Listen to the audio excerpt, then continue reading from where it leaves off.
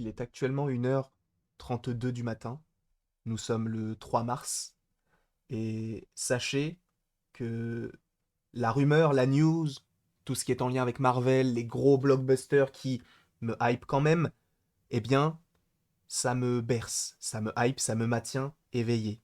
Si bien que je suis abonné à Daniel Richtman, qui ces derniers temps n'avait pas forcément énormément de grosses annonces, de grosses rumeurs, de grosses exclusivités, et là, il me fait mentir et il a totalement légitimé mon abonnement payant à son Patreon. Parce que oui, je paye pour avoir ce genre de petites informations que je vous relais par la suite. Donc évidemment, je tiens à vous préciser que tout ce que je vais vous dire dans cette vidéo sort de son Patreon. Et sachez qu'il y a pas mal de projets qui sont prévus et je ne vais pas précisément parler de chacun des projets puisqu'il y en a quand même une dizaine. J'avais surtout envie de vous parler de ceux qui me hype le plus et qui peuvent plus vous intéresser, vous. En tout cas, sachez qu'on va parler de pas mal de choses. Tu sais quoi, je pense qu'on va commencer avec les projets qui nous hype le moins pour après arriver sur des projets qui nous hyperont le plus. Mais premièrement, on devrait avoir le trailer. Parce qu'en fait,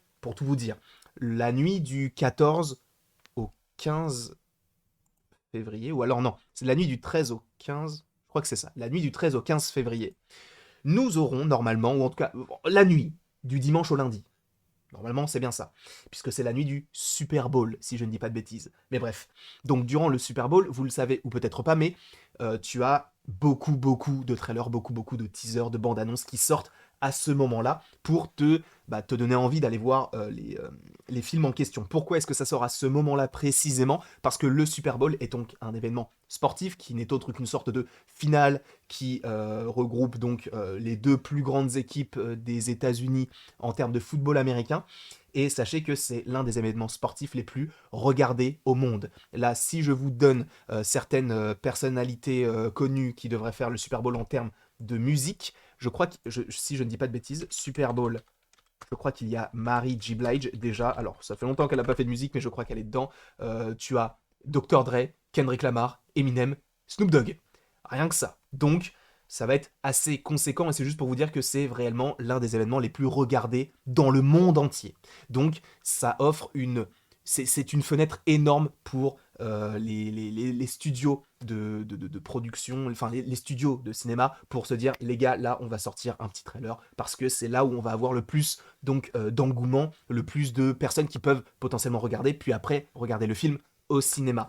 Et par ailleurs, on va avoir quand même pas mal de petits trailers, notamment The Adam Project. Donc là, je commence avec les projets qui, moi, me hype pas forcément, mais qui, vous, peut-être, vous intéressent. En tout cas, selon Daniel Richtman, et il précise qu'il peut y avoir des mises à jour. Donc, je vous tiendrai au courant. Alors, pas forcément dans une autre vidéo pour vous dire ah, les trailers du Super Bowl ont changé, mais je vous tiendrai au courant sur les réseaux sociaux ou peut-être, tout simplement, sur TikTok. N'hésitez pas, évidemment, à aller en description. Il y aura notamment, j'espère, si je ne dis pas de bêtises, le commentaire épinglé avec le TikTok si vous avez envie d'aller suivre mes petites aventures sur d'autres plateformes. Mais en tout cas, concernant donc ce Super Bowl, on aurait un trailer de The Adam Project, je ne sais pas ce que c'est, et honnêtement, je veux même pas chercher à comprendre. Il est 1h du matin, donc j'ai pas vraiment la tête à ça. Je vous le dis clairement. Moi, j'ai surtout envie de vous parler des projets qui me hype précisément. On aura notamment un trailer de Nope, un trailer de The Lost City, un trailer de Sonic 2. Voilà, j'ai pas encore vu le premier, donc le deuxième ne me hype pas forcément. Top Gun 2 également, et je crois que là, c'est tout. Tu vas me dire, oui, c'est nul. Enfin, c'est nul, c'est pas ouf. Peut-être que ça ne t'intéresse pas, mais là, je vais te parler normalement de au moins 5 projets qui peuvent être teasés, ou en tout cas où il peut y avoir un trailer selon Daniel Richtman. Et on va commencer avec Jurassic World Dominion, ou le jour d'après, si je ne dis pas de bêtises. Alors, je ne suis pas le plus grand fan de la saga ou de la trilogie des Jurassic Park, mais il faut reconnaître que les Jurassic World sont pas si mauvais. Je t'avoue que j'ai préféré le 1 au 2. Le 2, je l'ai trouvé un petit peu, bon, un peu prévisible, pas forcément incroyable. Par contre, la fin te disait quand même quelque chose d'assez intéressant avec, moi, ce que j'imaginais, une sorte de monde de post-apocalyptique avec les dinosaures qui ont repris le dessus. À voir, parce qu'en fait, selon Daniel Richtman, si je ne dis pas de bêtises, il y aurait déjà un Jurassic World 4 en préparation.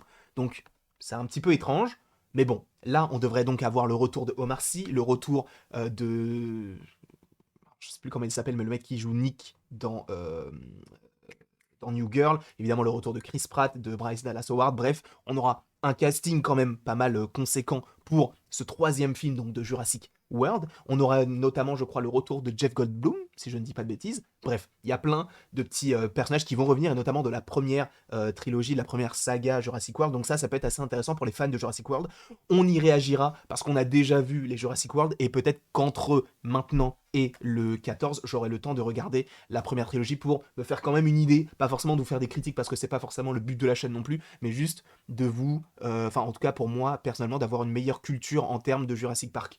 Pourquoi pas? C'est ce que je compte faire, j'espère que j'aurai le temps pour le faire. Là, on va parler cette fois-ci d'un autre trait qui est le trait de l'animation, entre guillemets. Donc là, on va parler des Minions 2. Alors pareil, je ne sais pas si j'en ferai une vidéo précisément réaction, parce que je t'avoue que le premier Mignon, il était sympa, mais il n'était pas incroyable non plus. Il n'était pas forcément non plus cohérent au niveau de la temporalité, puisque ça se passe des années avant, est un petit Gru. Ça voudrait dire que Gru est vraiment très très âgé, sachant que je crois qu'à l'époque de ce film-là, t'avais la reine d'Angleterre qui était encore, je crois, une jeune adulte. Donc ça voudrait dire que vraiment Grogu est très très vieux. Grogu, n'importe quoi. Gru, qu'est-ce que je raconte? Je suis tellement obnubilé par Star Wars que là je dis n'importe quoi. Mais Gru, du coup, c'était pas forcément très très logique. Mais là, du coup, c'est l'ascension de Gru. Alors, je ne sais pas comment ça s'appelle en français, mais pour l'instant, c'est The Rise of Gru, avec mon superbe accent du Massachusetts. Et donc, c'est les Mignons 2. À voir ce que ça pourrait donner. Moi, je t'avoue que je suis plus fan de la licence Moi Moche et Méchant. Après, des petits spin-offs comme ça peut être assez intéressant, sachant que c'est Illumination qui s'en occupe. Sachant qu'Illumination, il me semble qu'il y a quand même une branche française qui est assez conséquente, et ce sont eux, notamment avec Pierre Coffin, qui se sont occupés donc des Moi Moche et Méchant. En partie, évidemment. Il n'y a pas qu'en France qu'on a fait les Moi Moches et Méchants. Mais je trouve ça assez intéressant. Et donc, Les Mignons, le deuxième me hype pas tant que ça, mais c'est cool d'avoir encore cet univers qui s'étoffe de plus en plus, là où le premier est vraiment génial, le deuxième un peu moins bien, le troisième je le trouvais pas forcément très utile, Les Mignons, premier du nom, était plutôt sympa, le 2 était plutôt cool, bah je ne sais pas puisque je l'ai pas vu. En tout cas, j'espère qu'il le sera, puisque bah, il faut continuer dans la lignée du premier.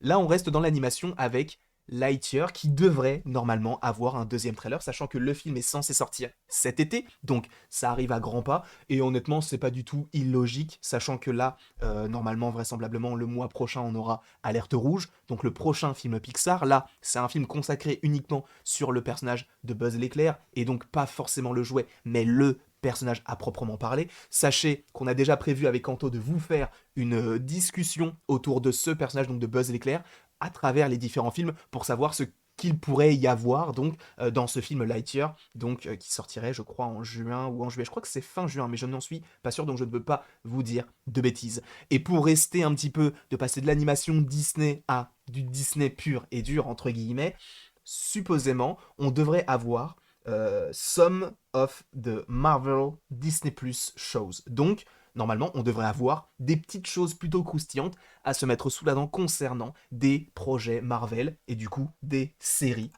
Et on peut évidemment penser à Moon Knight qui sort le 30 mars sur Disney+, sachant que d'ici au 14, il nous restera à peu près un mois et demi entre le trailer, le possible deuxième trailer et dernier donc trailer avant donc cette série. Mais c'est vrai que je pense peut-être plus à un Big 3, je crois. Enfin, c'était ce qu'ils appelaient Big 3 l'année dernière ou il y a 2 ans, je ne sais plus exactement, je crois que c'était il y a 2 ans, pour teaser WandaVision, Loki et The Falcon and the Winter Soldier, là, ils pourraient teaser un petit peu plus Moon Knight, She-Hulk et Miss Marvel, qui sont les 3 séries officialisées pour 2022, en tout cas en termes de Marvel, sachant qu'on a déjà eu ce genre de petites choses, mais là, ils pourraient peut-être en donner un petit peu plus, sachant que s'ils font un trailer par trailer, donc avoir une série, un trailer, une série, un trailer, une série, un trailer, sachez qu'on va faire des critiques à chaque fois.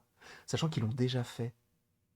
Mais c'était pour le Disney Investor Day, je crois. C'était pas forcément pour le Super Bowl, là où ils avaient sorti un Big 3, entre guillemets, encore une fois. Mais bon, pourquoi ne pas imaginer un nouveau trailer de Moon Knight, un premier trailer de She-Hulk, un premier trailer donc de Miss Marvel. Sachez que peu importe ce que ce sera, on fera des vidéos sur le sujet parce qu'on est là aussi pour ça. Donc à voir si on ne se ferait pas un petit live pour patienter toute la nuit. À voir. N'hésitez pas à me mettre en commentaire si ça vous hype, parce qu'on l'a déjà fait notamment par rapport à Spider-Man No Way Home, mais on peut très bien le refaire par rapport à celui-ci, sachant que ça voudrait dire qu'on va faire comme la dernière fois, on va faire toute la soirée ensemble, puis après au moment où il y a donc les trailers, on arrête le live et là je vous propose les différentes vidéos en fonction de tout ce qui va se passer, sachant que en soi c'est vrai que c'est un petit peu chiant pour vous d'attendre jusqu'à l'heure fatidique pour attendre ce genre de trailer, mais je pense que ça peut être assez intéressant. On sera peut-être beaucoup moins que lorsque l'on était... Pourquoi j'ai des écouteurs d'ailleurs? On sera peut-être beaucoup moins par rapport à quand on était dans une attente pesante lorsqu'on regardait donc le trailer de No Way Home, mais bon, passons. En tout cas, Moon Knight, She-Hulk, Miss Marvel, c'est tout à fait possible le 14 février, en tout cas le soir du Super Bowl. Et selon Daniel Richtman, ça me semble totalement logique. Alors à voir si ce serait un teaser, à voir si ce serait un réel trailer, mais un petit trailer de Doctor Strange in the Multiverse of Madness, qui ose nous dire non? Personne, d'accord? Donc ça me hype, j'ai envie de voir plus de choses en rapport avec Doctor Strange in the Multiverse of Madness, sachant que il y a en... Attends, je crois que c'est le hasard fait extrêmement bien les choses, parce que je crois que à ces alentours-là, tu as une vidéo concernant Doctor Strange, et donc les possibles 40 caméos que j'ai imaginés, ou en tout cas enfin, les rumeurs, les théories, etc., concernant ce film-là. Donc j'espère que tout cela vous plaira. Je vais remettre ma petite tête. J'espère en tout cas que cette vidéo vous aura plu. Je ne sais pas du tout à quelle heure elle sortira. Sachez qu'il y aura une petite version sur TikTok. Donc encore une fois, je me fais encore de la pub. Mais il y a le petit compte TikTok qui est présent dans la description, mais également possiblement, si j'y pense, en commentaire épinglé.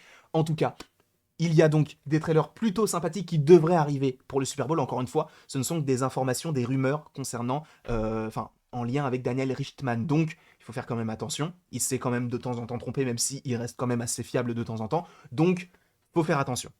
Voilà. Je vous fais d'énormes bisous. N'hésitez pas à aimer, à partager, à commenter et à vous abonner. Cela me ferait bien évidemment extrêmement plaisir. Et après toute cette longue vidéo, il ne me reste plus qu'à vous dire à la prochaine pour la prochaine.